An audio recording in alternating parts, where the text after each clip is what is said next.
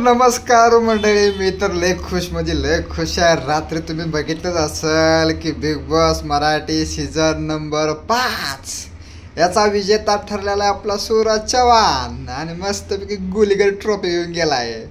आता सगळीकडे ते निकी ती जोडी बांधलेली हे होतं बघा, काय होतं आपलं जोडी होत्या त्यामध्ये अभिजित आणि निकी होते आणि तिथं स्टार्समध्ये ते आतमध्ये बसायचे कॅप्टन रूममध्ये आतमध्ये बसलेले असायचे. तेव्हा बोलते चला आता बाहेर चला.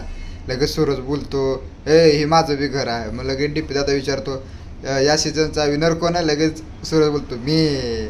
तसंच झालंय म्हणजे अर्धी लोकांना माहीत पण नाही की कोण म्हणजे कसा सूरज झाला, पण लय भारी वाटतंय. सूरज झाला म्हणून लय भारी म्हणजे लय भारी वाटतं. कारण एक गरीब घरातून पोरगा आलेलं त्यानं एवढं भारी करणं खरंच लागा लय भारी. म्हणजे त्याची परिस्थितीची जाण आहे त्याला आणि त्या देवाने त्याला सपोर्ट केला. मरे माता आहे ना त्याला लय सपोर्ट केला. ओम नमः शिवाय बोलून त्यानं बिचाऱ्यानं निवत खाऊन वगैरे मस्तपैकी जितला. बिग बॉस जितला हे महत्त्वाचं आहे आणि खरंच मला तर लय भारी वाटतं बिग बॉस सूरज जितला त्याच्याबद्दल.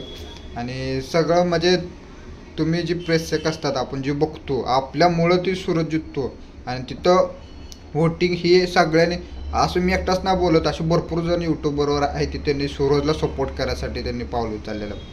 सगळ्याचे आपापले फॅन आहेत. दीपिदाचे फॅन होते, अंकिताचे फॅन होते, अभिजितचे फॅन होते, निकीचे होते.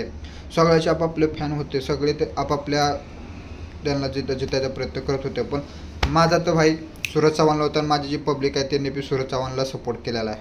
आणि त्याचा विषय आहे का विषय लय हार्ड चापक झुपक. तर बारामतीला गडी घेऊन गेलेला आहे ट्रॉफी एकदम झकासमध्ये. आणि त्याच्या आता येतील मिरवणूक वगैरे आज किंवा उद्यापर्यंत मिरवणूक ते पण मी दाखवणार तुम्हाला. तर चला बघू पुढं आता काय होतं काय नाही.